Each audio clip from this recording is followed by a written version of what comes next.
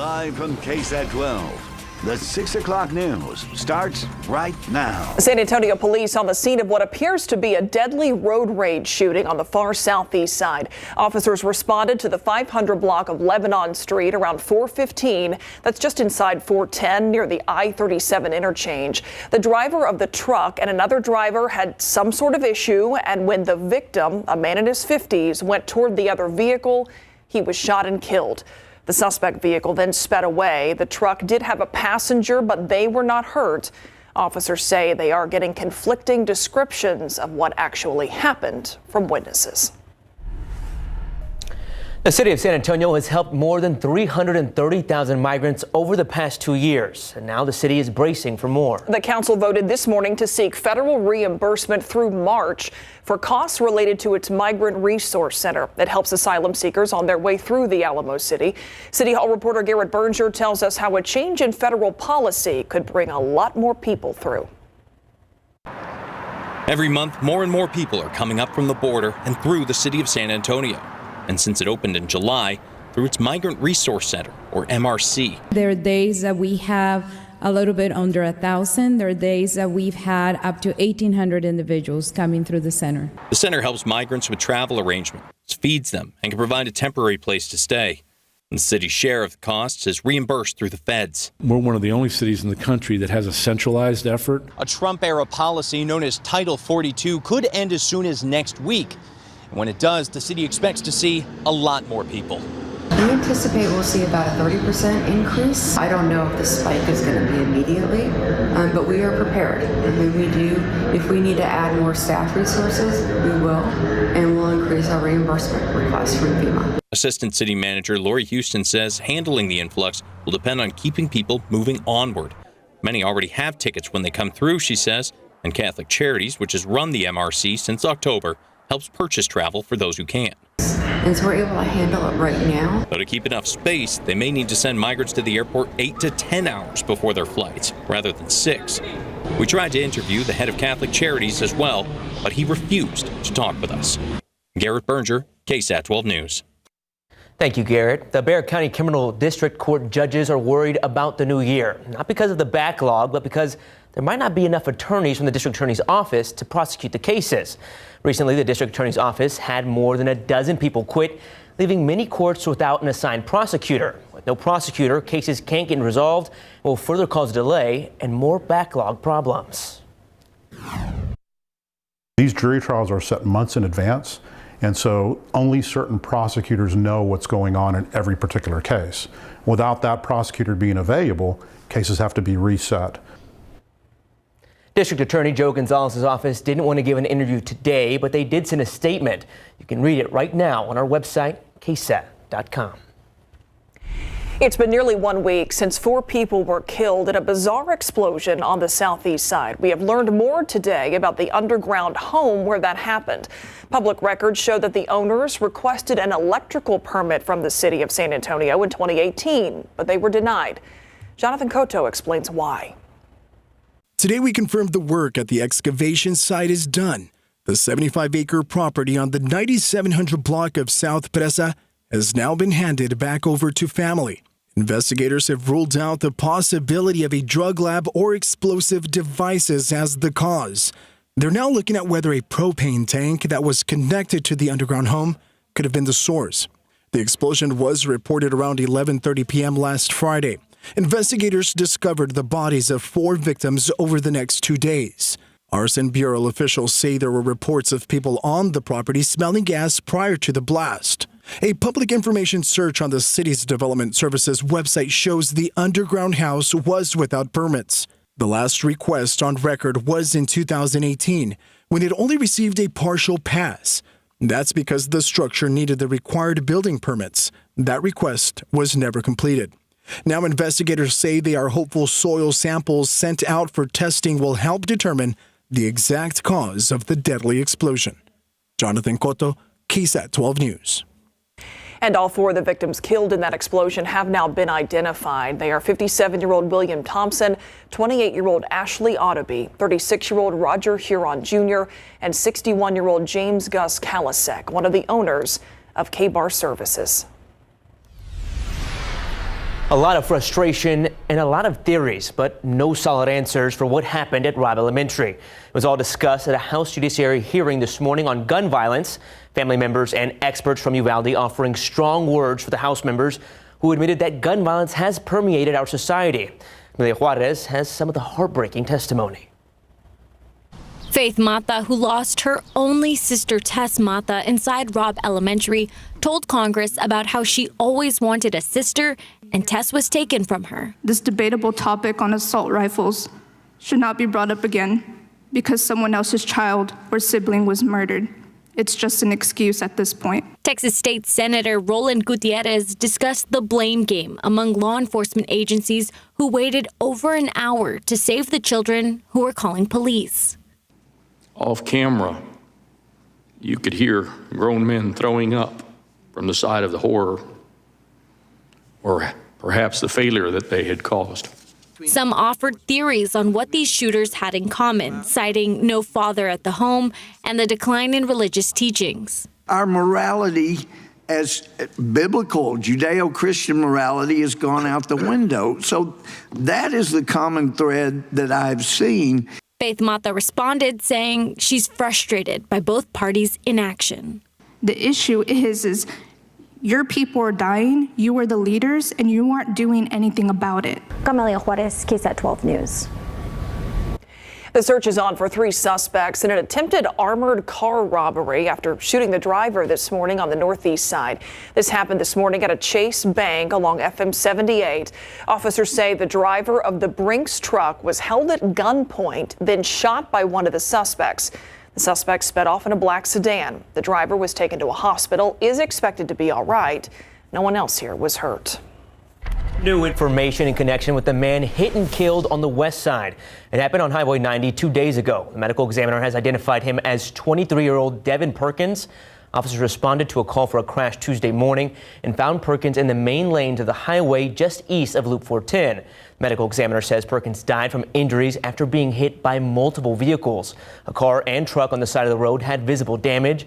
One of the drivers told officers he lost control of his car when he swerved to avoid a kitchen sink in the road. The eastbound lanes of Highway 90 were closed while police investigated the accident. Let's take a live look at the roads out there right now. The TransGuide camera here at Loop 410 at Broadway. Those slow lanes, those are the westbound lanes. You can see a vehicle there off to the side with its hazards on. There is a minor crash reported in this area. That also, that white vehicle that is parked right there in the middle of the highway. That's certainly shutting down lanes, traffic trying to weave in and out, so that's going to cause a backup. 410 at Broadway here in the westbound lanes. Just 1 day left in the KSAT Community Share the Shoes campaign. You can donate a new pair of shoes or socks to a child in need. All donations can be dropped off at any of the locations that you see right here, SAPD substations. They then go to the organization Zapatos, which works with schools to help kids get the shoes they need. Look outside with live cam this evening. It's a pretty picture out there, and temperatures, they're dropping. Adam Caskey. Yeah, feeling like it should this time of year. What you think of when you're thinking December and winter solstice in sight as we get into next week. Temperatures right now, 62 officially at the airport. We get to Port SA, 58, 57 in Converse. Canyon Lake, meanwhile, at 62 degrees as we go through the evening. Clear sky, calm wind, crisp, cool air. 10 o'clock, 49 degrees, and by midnight, we're at 47. Tomorrow morning, you'll feel a chill in the air. You'll want a jacket, just not as cold as what we had earlier today. This morning, we were 36 officially at the airport in town, but we did have a light freeze creep into northern Bexar County and especially points northward briefly earlier today. Tomorrow morning, I think even in the hill country, for the most part, just a little above the freezing point, but around town, about 42 degrees. Afternoon temperatures will be dropping a bit. We're going to talk about that, and as well as our next chance of rain and the likelihood of us really seeing much in just a bit. See you then. Thanks, Adam. Did you lose your sense of smell with COVID? A lot of people did. We don't really understand why that happened. What medical experts say that could mean for your brain health down the road. Up next. It took a North Texas jury more than 13 hours to convict a former police officer who's white of shooting and killing a black woman in her home 3 years ago. 38-year-old Aaron Dean, formerly with the Fort Worth Police Department, could have been found guilty of murder, but instead the jury convicted him of manslaughter in the death of Atatiana Jefferson. Dean and his partner were responding to a non-emergency call from a neighbor about Jefferson's doors being open. Dean says he fired his gun in self-defense because Jefferson pointed a gun at him and that he thought the home was being robbed. But prosecutors say there's no evidence Dean saw a gun in Jefferson's hand. Dean faces up to 20 years in prison.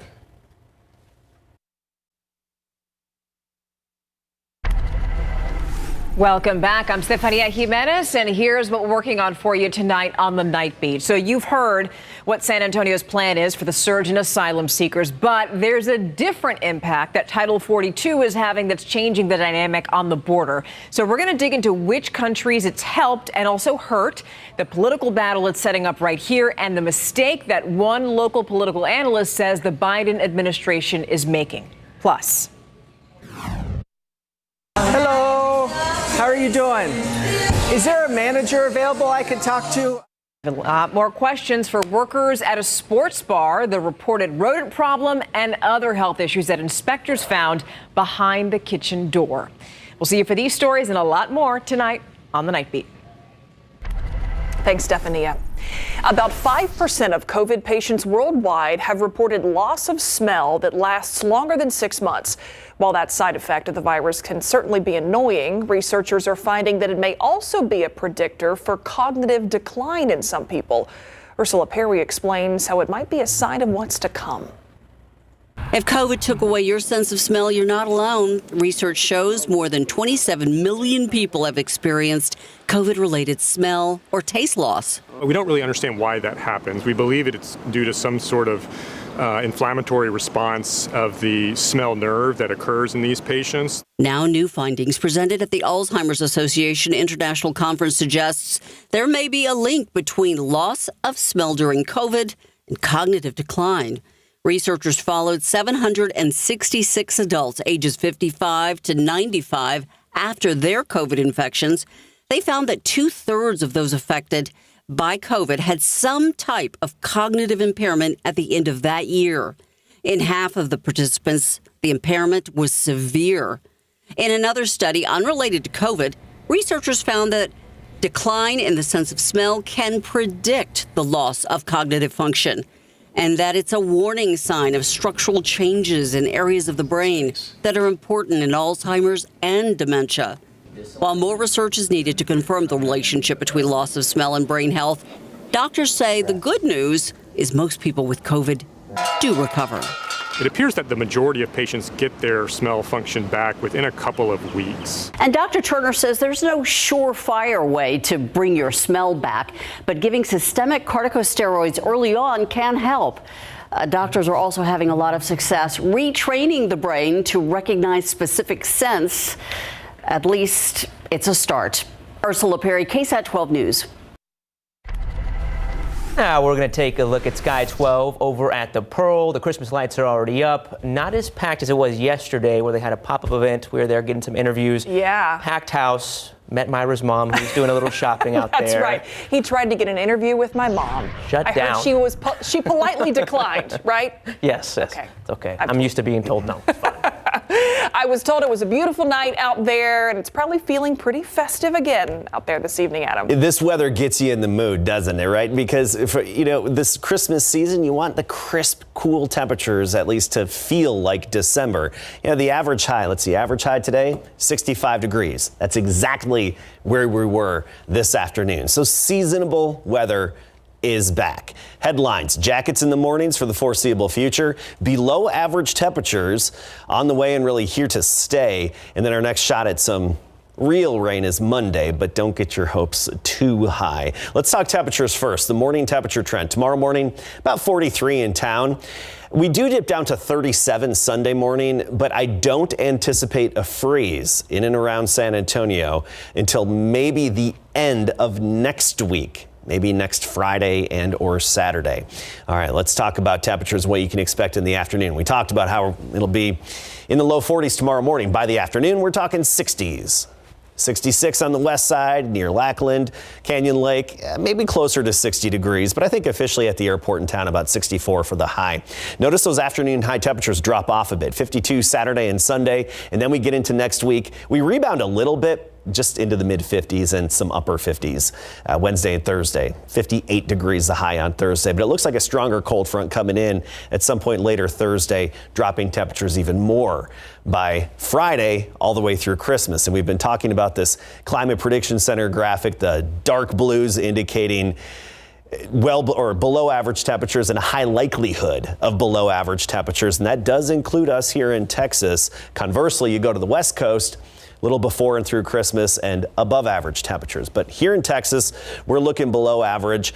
And that would pretty much mean temperatures, high temperatures, probably in the 40-degree range leading up to and through Christmas Day. So about 20 degrees below average and probably our first freeze around then as well. Let's talk weather pattern. Rain action, that was Florida today and even parts of the mid-Atlantic. Still some snow, that's indicated by blue here on the cold side of this big, broad upper level system. And this is just a huge upper level low pressure system. You see this big, massive counterclockwise circulation nearly over the entire lower 48 right now. This is going to slowly move eastward, and we will notice a little ripple in the flow coming in. First of all, Friday night, maybe a sprinkle, not a big deal, basically negligible. But then on Monday, Sunday night and especially Monday, this little dip in the flow, a little disturbance will move over Texas, and that's going to open the door for our next shot of rain. Here's a look at our futurecast, and it's still pretty far out, but it still favors areas of rain, especially along and east of I-35. The farther west you are of I-35 on Monday, the lower your rain chances are. As for those of us around San Antonio, I-35 and eastward, we could see a quick quarter to a third of an inch in some spots, but I think that's about it. Not a whole lot to put a big dent in our drought. And by the way, I'll have the newest drought monitor coming up next half hour. Friday into Saturday, few sprinkles, 10 to 20% chance, but by Monday, we're up to 40%, and east of San Antonio, I think that is even a higher probability. Tomorrow, 43 in the morning. By noon, we're at 58, a high of 64. Increasing clouds as well, becoming gray later on in the day. This weekend, mostly cloudy, even cooler with those highs in the low 50s. And next week, we're just going to remain in that 50-degree range. And that next cold front, which should be stronger, arrives Thursday, and we'll feel those effects by the following Friday. All right, thanks, Adam. We got a look from Sky 12 here. Some breaking news we want to make you aware of. Check this out. These flames happening along Loop 410 and Wetmore, right by the airport. We took a look earlier from 410 and Broadway at a minor traffic collision that was there. This is in that same area, but it doesn't appear to be related because this is actually happening in the opposite on the opposite side. Yeah, opposite side of 410. Obviously, the grass there on fire. You can see fire crews there. Not exactly sure what caused this, but a car was involved. And it's hard to see what exactly is beneath that fire or behind all that smoke. So something we're going to continue following and try and get you more updates as this newscast continues to roll on. Absolutely. Right now, going over to sports and some lighter news. Greg, the UTSA Roadrunners looking to put a cherry on top of an already amazing season. What it would be great is if they get their first bowl win ever after two great back-to-back seasons in conference champions. When we come back, it's the last day of preparations. Our Larry Ramirez is in Orlando. He has the very latest on the Roadrunners. And the Polk Pirates in the state finals. How did they do? We will show you coming up.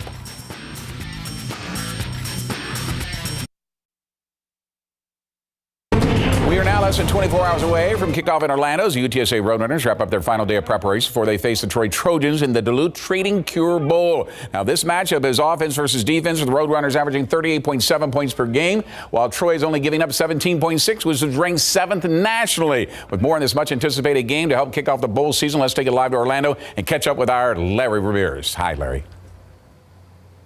Hey, Greg, and good evening, everybody. So when asked about Troy's awesome defense, Roadrunners quarterback Frank Harris said there's no added pressure, really. They just need to trust their training and the game plan and then go execute come Friday. Man, we are almost time to play some football, that's for sure. Harris made headlines last week when he announced he will return to UTSA next season, thanks in part to a sweet NIL deal and his love for UTSA. The 2022 Conference USA MVP decided to return for his 7th season. I think it was a great opportunity for me, and I just wasn't ready to move on just yet. The NFL wasn't looking, too convincing for me. I'll just leave it at that. And this is a unique bond that we have with the coaching staff, with my teammates, and it's just something different at UTSA, the culture there. I love being around the guys. I love going out to practice each and every day and playing for the city of San Antonio, representing UTSA. I'd be lying if I didn't tell you it was an unbelievable relief because of the human that he's a really good quarterback, but man, he's just such a great young man. I mean, he took my nephew out last night to eat. And I bet there are very few quarterbacks in the country that took the head coach's nephew out as an 8th grader, and he even bought his supper for him. So what a great young man. How cool is that? He bought his supper for him. Frank Harris is definitely a cool guy. Now, Frank's return is key for UTSA as it moves to the American Athletic Conference next season. Greg, back to you. All right, thanks a lot, Larry. Boy, tomorrow is going to be a big day because immediately following the UTSA Troy Bowl game, the University of the Incarnate Word Cardinals will face defending national champion North Dakota State in Fargo in the FCS semifinals at 6 p.m. This is the Cardinals' first ever appearance at this level of the playoffs, going up against the Bison team that has won 17 national championships, 9 of those in the FCS Division I, and have a 43-3 all-time playoff record, losing only 1 game at home. While this is all new to the Cardinals, they feel as if they are ready for the biggest moment in the school's football history. It's going to be different. I mean, first I heard they got a little snowstorm going on, but it's going to be fun in the dome. I've never really played in a dome like that and a school like that. You hear about them, but to say that we're actually going to get to play them and have a chance to beat them, I mean, that's big time. All right, UIW announcing today that associate head coach Clint Killow has been promoted to head coach, succeeding G.J. Kinney, will be moving on to Texas State after this season is over. Here come the both Pirates taking the field at AT&T Stadium for the program's first state title game appearance since 1968, taking on Gunter for the Class 3A Division II championship. Second quarter, Tigers already up 7-0. Adding to that, Ashton Bennett takes a handoff, races right through the defense. 11-yard touchdown, his second of the game, makes it 14-0. Pirates trying to answer back later. Quarterback Zane Roby here goes deep, but his pass is intercepted by Colin Peacock at the 9-yard line. Gunter takes over and then cap a 12-play, 91-yard drive with a 7-yard touchdown run from Ethan Sloan. Gunter leads 21-0 at half. The Pirates do get on the board when Roby is able to find Gabriel Selensky for the 30-yard touchdown pass late in regulation, but the Pirates fall 42-7. It's a high schooler's dream to be out here, and I couldn't ask for a better way to end my high school football career, and it's just a blessing to be out here with these guys. It meant the world to us and our community. I mean, they had our back since day one, and just to see all of them come out here and support us, it just means everything. And just to be able to bring that back to them, bring these medals, bring this trophy back to them just means everything. Great season for the Pirates. Bernie with a big send-off. Got that for you tonight on the Nightbeat. That's great to hear their comments there because it was an amazing season, and you don't want to let it overshadowed by a tough loss like that. 55 years in the making. Not bad. No, pretty amazing. Congratulations, boys. Yeah. Thanks for that, Greg. Thank you, Greg. Still to come here at 6 o'clock. A lot of people would love to get their hands on a Yeti cooler, but don't want to pay that big price tag for one. Well, how one man and some friends are getting their hands on them for free. Still to come. Severe weather leaving behind death and destruction in parts of the country. As the cleanup begins, what forecasters expect from the storm system as it moves on. Next at 6.